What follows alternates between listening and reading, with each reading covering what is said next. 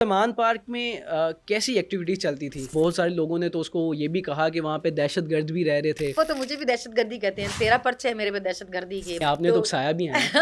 وہ انسٹیگیشن بھی رہی.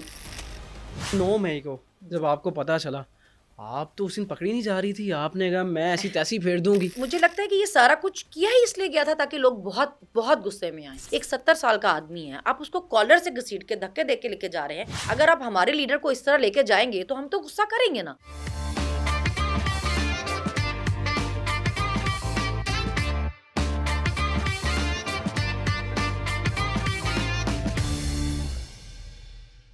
اچھا، صنم جاوید کے بارے میں لوگ جانتے ہیں کہ اب جو ہیں یہ پی ٹی آئی کی کہیں نہ کہیں مین لیڈرشپ میں ان کا شمار ہونے لگ گیا. پہلے تو ایک کارکن تھی، اور ایسی کارکن کے خان صاحب کی آواز ہوتی تھی، آواز بعد میں ہوتی تھی، پہلے یہ پہنچ جاتی تھی جہاں پہنچنا ہوتا تھا.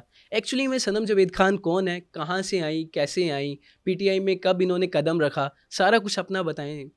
دیکھیے لیڈرشپ میں تو ابھی بھی نہیں ہے، ابھی بھی ہم سپورٹر ووٹر آپ ورکر ہی ہیں. نہیں آپ حال ہی میں جو الیکشنز ہوئے ہیں، آپ کو وہ علیحدہ بات ہے کہ آپ کے جو کاغذات تھے وہ مسترد ہو گئے، وگرنہ آپ تو مین وہ جی پارٹیسپیشن. سینٹ میں خان صاحب کی بہت مطلب میرے لیے بہت بڑے آنر کی بات ہے کہ خان نے مجھے سینٹ کا ٹکٹ دیا. میں نے پی ٹی آئی کی طرف سے سینٹ کا الیکشن لڑا، مجھے میرا انہوں نے ریزرو سیٹ میں نام دیا این اے میں. میرے لیے بہت آنر کی بات ہے جب میرا لیڈر جو میرے لیے معنی رکھتا ہے، جو میرے لیے سب سے ضروری ہے، جب وہ کہتے ہیں کہ اس کی بہت قربانی اور اس نے بہت مشکل ٹائم دیکھا ہے، اس کی فیملی نے بہت مشکل ٹائم دیکھا ہے، تو میرے لیے تو بہت فخر کی اور میرے لیے بہت بڑی بات ہے وہ. اسی طرح ہمارے گھر کے جو میل ہیں وہ تو پارٹیسپیٹ کرتے رہے تھے ہمیشہ سے، لیکن ہمارا کبھی اس طرح نہیں تھا پارٹیسپیشن رہا. لیکن پھر جب یہ رجیم چینج ہوا تو اس میں پھر ہم لوگوں کو لگا کہ ابھی، کیونکہ جب خان صاحب ایک واحد پارٹی تھی خان صاحب کی جو بہت رسپیکٹ دیتے تھے خواتین کو، وہ بار بار کہتے تھے کہ جو فیملیز ہیں جب تک یہ سپورٹ نہیں کریں گی ایک تب تک اس ملک کے حالات نہیں بدلیں گے. کیونکہ آزادی سے لے کے اب تک آپ جو بھی فائٹ دیکھ لیں، ہر کسی میں خواتین ساتھ ساتھ رہی ہیں. قائد اعظم کے ساتھ ان کی بہن نے ان کو سپورٹ کیا، تو اس لیے وہ ہمیشہ پروموٹ کرتے رہے خواتین کو. ہمیشہ وہ کہتے رہے کہ خواتین کا ہونا بہت ضروری ہے، خواتین بہادر ہوں تو پھر ایک نسل بہادر ہوتی ہے. تو اس پہ ہمیں لگا پھر کہ اب صرف ایسا ٹائم نہیں ہے کہ آپ گھر پہ بیٹھ کے سپورٹ کریں، اب ایسا ٹائم ہے کہ آپ کو باہر آنا چاہیے. پہلا جلسہ یا پہلی ریلی کون سی اٹینڈ کی تھی آپ نے؟ وہ تو بہت پہلے کی تھی، تب وہ تو 2014 میں ہم مینار پاکستان گئے تھے پہلی دفعہ. ہاں تب تو بچے چھوٹے چھوٹے تھے، تب چھوٹے بچوں کو بھی ساتھ لے کر گئے تھے. تب وہ پہلا جلسہ تھا جب ہمارے گھر کی خواتین کسی جلسے میں گئی. خان صاحب کی کون سی بات نے آپ کو اٹریکٹ کیا ویسے؟ دیکھیے ان کی کون سی بات ایسی ہے جو نہیں صحیح ثابت ہوئی وقت کے ساتھ، ان کی ہر بات صحیح ثابت ہوئی. اور ان دو خاندانوں کو ہم نے اتنا دیکھا، اتنی باریوں میں دیکھا کہ یہ کچھ بھی نکل سکتا. ہم نے ان کو تو ان کی جائیدادوں کو، ان کے کاروباروں کو تو بڑھتے دیکھا، لیکن ہم نے اس ملک کو کہیں بڑھتے نہیں دیکھا. اب دیکھیں ہماری جتنی نیبر کنٹریز ہیں وہ ہمارے ساتھ ہی اگر بنا انڈیا، تو وہ کہاں ہے آج اور ہم کہاں ہیں. افغانستان دیکھ لیں، ان میں جنگ رہی ہے کتنے سال اس ملک میں، میرے خیال سے بھی وہ بھی ہم سے بہتر ہے نا. بنگلہ دیش دیکھیں کیسے حالات رہے ہیں، وہ بھی ہم سے بہتر ہیں. مطلب ہم کیوں اتنے پیچھے رہ گئے اور یہ کیسے سارے ملک ہم سے آگے چلے گئے. تو ان سارے سالوں میں جب یہ ملک ہمارے سے آگے گئے تو عمران خان کی حکومت تو نہیں تھی نا، انہی دو خاندانوں کی تھی نا. تو ان خاندانوں نے کیا ڈلیور کیا پاکستان کو جو ان کو سپورٹ کرنا تھا. کوئی ایسا انسان جس نے اتنے سال محنت کی، جس نے اپنا سب کچھ چھوڑا اس ملک کے لیے، اور اس کی جو باہر پراپرٹی تھی وہ بھی بیچ کے وہ پاکستان آ گیا. وہ بھی تو باہر رہ سکتا تھا، وہ بھی باہر پراپرٹیز بنا سکتا تھا، باہر کریئر بنا سکتا تھا. اس کے پاس تو موقع بھی تھا نا، آپشن بھی تھا. مگر وہ پاکستان آیا، اس نے چوز کیا کہ وہ یہاں رہے گا، یہاں کے لوگوں کو کے لیے کام کرے گا.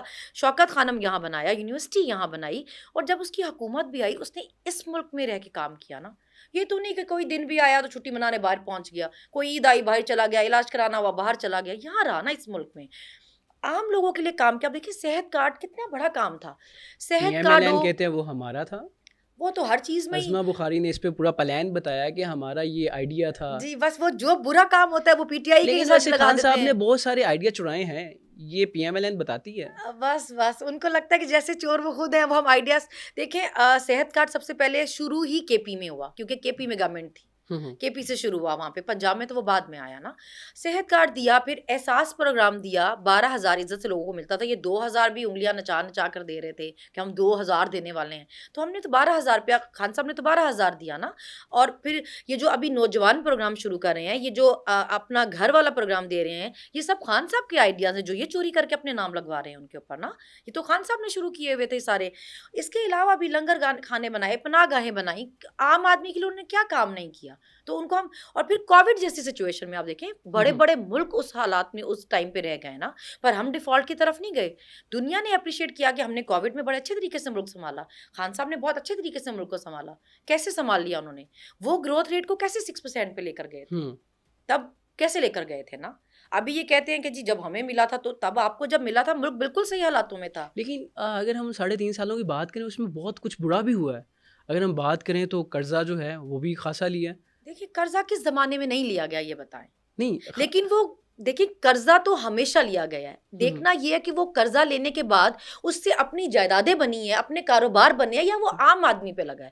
اگر وہ عام پاکستانی کے فلاح کے لیے استعمال ہوا ہے تو وہ قرضے سے تو آپ گن نہیں سکتے نا کہ جی قرضہ لیا گیا. قرضہ تو پاکستان نے ہر دور میں لیا ہے, وہ ہم پہ لگا کب ہے یہ بتائیں. یہ جو ہم اتنے مقروض ہیں, یہ قرضہ جو ہم نے اتارنا ہے یہ کتنی بار لگا ہمارے پر ہے. تو اگر خان کے دور میں قرضہ لیا گیا ہے تو ہمیں اس چیز کی کم از کم اس چیز کا اطمینان تو ہے نا کہ اس سے خان کے کہیں کارخانے تو نہیں لگ گئے نا. ویسے آپ کو کچھ لگتا ہے کہ خان صاحب کی لیڈرشپ میں بھی کچھ غلطیاں ہوئی تھی خان صاحب سے, دیکھیے وہ خود ہی جو کہتے خان ہیں صاحب کہ خود بھی مانتے تھے بعد میں, وہ خود ہی کہتے ہیں نا کہ انہوں نے غلط لوگوں پہ اعتبار کیا. دیکھیے اب آپ کسی انسان کو اس بات پہ تو نہیں کہہ سکتے نا کہ اس سے غلطی ہوئی کہ جس نے اعتبار کر لیا لوگوں پر. یہ تو دل کی اور نیت کا حال تو صرف اللہ جانتا ہے نا. تو اگر وہ غلط لوگوں پہ اعتبار کر بیٹھے, بہرحال میں اس میں ہمیشہ یہ کہتی ہوں کہ وہ کہتے ہیں کہ میرے امی بچپن سے میرے پریشان رہتی تھی کہ میں اعتبار کر لیتا ہوں, مگر جب تک ان کی اپنی ذات تک تھی یہ بات تو وہ نقصان صرف وہ اٹھاتے تھے. ابھی ان کا غلط لوگوں پہ اعتبار کرنے کا نقصان سب نے اٹھایا, ساری قوم نے.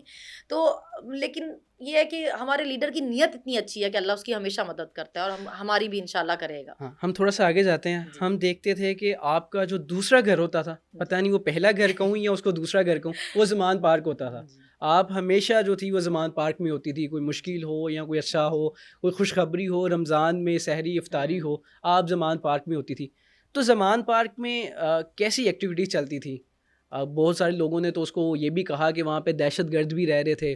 تو زمان پارک میں کون کون رہتا تھا؟ دیکھیں وہ تو مجھے بھی دہشت گردی کہتے ہیں. 13 پرچے ہیں میرے پہ دہشت گردی کے, بغاوت کے, جنگ کے, قتل, ڈکیتی, چوری, سب ہے اس میں. نہیں آپ نے تو اکسایا بھی ہے.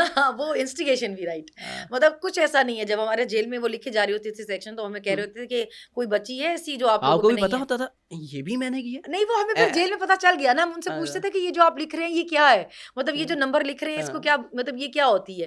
تو ہمیں وہ بتا رہے ہوتے تھے کہ یہ سیکشن یہ ہے, یہ الزام آپ پہ لگے ہوئے ہیں کہ آپ نے یہ بھی کیا یہ بھی کیا. تو ہم کہہ رہے ہوتے تھے اچھا. تو پھر ہم جب ہم رہے تو ہمیں بہت سی چیزیں پتا چل گئی تھی. تو پھر ہم ہنستے تھے, ہم بولتے تھے جب کوئی نئی FIR ہوتی تھی ہم کہتے تھے بس ایک 9B اور 9C رہ گیا جو ہم پہ نہیں ہوا. تو ہمیں پتا چل گیا تھا کہ 9B اور 9C منشیات والا ہوتا ہے. تو ہم کہتے تھے صرف ایک نشہ نہیں ڈالا ہم پہ, باقی سب ڈل گیا ہم پر. تو خان صاحب جب ہم وہاں زمان پاک بھی جاتے ہوتے تھے, جب بھی کوئی ایسا الرٹ ہوتا تھا کہ آئیں اور کوئی ایسا کوئی سین ہے تو ہم جاتے تھے. بالکل ہمارا گھر تو ویسے بھی پاس ہی تھا تو ہم ہمیشہ جاتے تھے. اور رمضان میں تو آپ کو پتہ ہے ایک ایسا مہینہ ہے, وہ اتنا ایک مبارک مہینہ ہے. تو رمضان میں تو آپ اس کو بھی اگر کنٹروورشل کر دیں کہ رمضان میں بھی یہ تھا اور وہ تھا, تو اس میں تو میں لوگوں کی کیا ہی کہہ سکتی ہوں اب. لیکن وہاں اچھا لگتا تھا کہ فیملیز آئی ہوتی تھیں اور وہاں پہ خواتین خود سحری اور افطاری کے لیے آتی تھیں. اور کتنی خواتین تو وہاں پہ فریش, وہاں پہ پراٹھے اور آملیٹ, اور لوگوں ثواب کا کام ہے. تو عام حالات میں آپ کسی کو کھانا کھلائیں تو اس کا اتنا ثواب ہے, تو اگر آپ رمضان میں کسی کو سحری افطاری کرا رہے ہیں تو اس کا تو بہت ثواب ہے. تو وہاں تو یہ لوگ اس کو کنٹروورشل کرنے کی کوشش کرتے تھے. لیکن جیسے کہ ہم پھر کہتے تھے کہ ہم جب وہاں جاتے تھے تو میرے جیسے ہسبینڈ ہمیشہ میرے ساتھ ہوتے تھے, تو ہم کہتے تھے کہ جو وہاں پہ آتی ہیں نا وہ فیملیز ہوتی ہیں, ان کے ساتھ ان کے محرم رشتے ہوتے ہیں. تو وہ کسی کو جواب دہ نہیں ہے کہ وہ یہاں کیوں تھیں یا وہاں کیوں تھیں یا اس کو کیوں بتائیں. الحمدللہ اللہ کا بڑا شکر ہے کہ ہمارے گھر والے, ہماری فیملی, ہمارے بھائی, ہمارا باپ, ہمارا شوہر ہمیں سپورٹ کرتے ہیں, ہمارے ساتھ ہوتے تھے. اور باقی بھی فیملیز اپنے بچوں کو بھی لے کے آئی ہوتی تھی, تو وہاں پہ بڑا اچھا ماحول ہوتا تھا. اچھا میم ایک سوال ہے جو کہ ہم نے بہت سارے لوگوں سے سنا. وہ کہتے ہیں کہ زمان پارک میں بچوں کو جلایا جاتا تھا, زمان پارک میں جادو ہوتا تھا, جادو ٹونا ہوتا تھا, اور وہ جس طرف آپ کو پتا ہوگا کہ جس طرف وہ اشارہ کرتے تو وہ آپ سمجھ چکی ہیں. کیا زمان پارک میں ایسا کچھ بھی ہوتا تھا؟ دیکھیں اگر ایسا کچھ ہوتا تو اللہ معاف کرے, یہ اتنے بڑے الزام ہیں. میں سوچتی ہوں اس ملک میں کسی بھی طرح کا کوئی بھی آپ الزام کسی پہ بھی لگا سکتے ہیں. کبھی آپ مطلب جیسے خان صاحب نے شادی بھی کی تھی تو ایک مسلمان کر کے خاتون کو شادی کی تھی جو بڑا نیکی کا کام تھا, اور اس پہ آپ اپریشیٹ کرنا چاہیے تھا آپ کو. آپ اس لڑکی کو اتنا اچھا سیف ماحول دیتے کہ وہ دیکھتی کہ مسلمان یا اسلام کتنا خوبصورت مذہب ہے. آپ نے اس پہ اتنے ایک ارب پتی بندی پہ ٹائلیں چوری کرنے کا الزام لگا دیا کہ وہ بھاگ ہی گئی. آپ نے اس کو اتنا اسلام سے اور مذہب سے اتنا کیا دور کہ وہ ڈر ہی گئی کہ یہ کیسے لوگ ہیں. تو پاکستان میں ہمیشہ اس طرح کے پروپیگنڈے ہوتے ہیں. اب ایک عورت کیونکہ وہ پردہ کرتی ہے، وہ ایک نیک عورت ہے، وہ ایک مذہبی عورت ہے، پڑھائی کرنے والی عورت ہے، تو آپ اس کو کہیں گے یہ جادو کر رہی ہے. مطلب یہ تو کوئی آپ کی بشرا بی بی سے ملاقات ہے؟ نہیں، میری تو ملاقات نہیں ہے ان سے، اور وہ بالکل پولیٹیکل کسی ایکٹیویٹی میں پارٹیسپیٹ نہیں کرتی ہیں. اور یہ جو کہا جاتا ہے خان صاحب جو ہیں وہ بشرا بی بی کی انگلیوں پہ ناچتے ہیں، جو بشرا بی بی کہیں گی وہی ہوگا. دیکھیے ایسا تب ہوتا اگر آپ کہتے کہ وہ جی کوئی کسی پولیٹیکل میٹنگز میں بیٹھتی ہیں. وہ تو خواتین جو جاتی ہیں ان سے بھی کوئی بہت کم ہی خواتین ہوں گی جن سے کوئی ان کی ملاقات رہی ہوگی. وہ تو کسی سے ملتی ہی نہیں ہے اس طرح پولیٹیکلی کہ وہ کہیں کہ جی سیاست میں انٹرفیئر کر رہی ہیں یا کچھ کر رہی ہیں. ان کا تو یہ وہ اس چیز میں نہیں ہے. تو یہ تو زبردستی ان کو انوالو کرنا تھا، ان کو خان کو پریشرائز کرنے کے لیے ان پہ کیس بنائے جھوٹے کہ تاکہ خان کو پریشرائز کیا جا سکے، ورنہ بی بی کا تو کسی چیز میں کوئی انوالومنٹ نہیں ہے. بلکہ ہم نے تو یہ بھی سنا ہے کہ جو ہیں عثمان بزدار وہ بھی انہوں نے لگوایا تھا. یہ تو ابھی آپ وہ جیسے نون لیگ ہر چیز کا الزام پی ٹی آئی پہ ڈال دیتی ہے، اب ان کو کچھ نہیں مل رہا تو یہ ہر چیز کا الزام بشرا بی بی پہ لگا دیتے ہیں. دیکھیے مجھے تو سمجھ نہیں آتی کہ ان کو خان کی شادی سے اتنا کیوں مسئلہ ہو جاتا ہے کہ اس کی بیوی ان کو بہت ہی ناپسند ہو جاتی ہے کہ جی اس کی. اور آپ ہمیشہ کیوں ہوتا ہے ویسے؟ ہاں یہ تو یہ بتائے نا کہ ان کو کیا مسئلہ ہے. یہ آپ کو کیا لگتا ہے؟ مجھے تو لگتا ہے انہوں نے خود کوئی لڑکی پسند کی ہوئی ہے خان کے لیے، اس لیے ان کو جو خان کی بیوی ہوتی ہے یہ اس پہ اعتراض کرنے بیٹھ جاتے ہیں. دیکھیں خواتین سے باہر نکلیں، ہمیشہ عورتوں کو ٹارگٹ کر کے ان کی کریکٹر اسیسنیشن کر کے. اور یہ کوئی چھوٹے الزام نہیں ہے آپ کہیں کہ بھی بچے جلا رہی تھی یا جادو کر رہی تھی.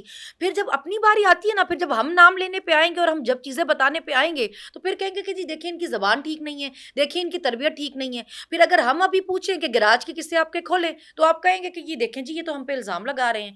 تو الزام ہی ہوتا ہے پھر یہ جو اب آپ کرتے ہیں نا کہ آپ کسی کو بٹھا دیں کہ جی میں تو قرآن کو آپ ایسے ایز اے ٹول نہیں یوز کر سکتے. اللہ نے ہدایت کی کتاب اتاری ہے، وہ سیکھنے سمجھنے کے لیے، اس سے ہدایت لینے کے لیے کہ آپ صحیح کام سیکھیں اس سے. یہ نہیں ہے کہ آپ اس کو استعمال کر کے لوگوں پہ جھوٹے الزام لگائیں. یہ بہت بڑی بات ہے کہ آپ قرآن پہ جھوٹے حلف لے لیں.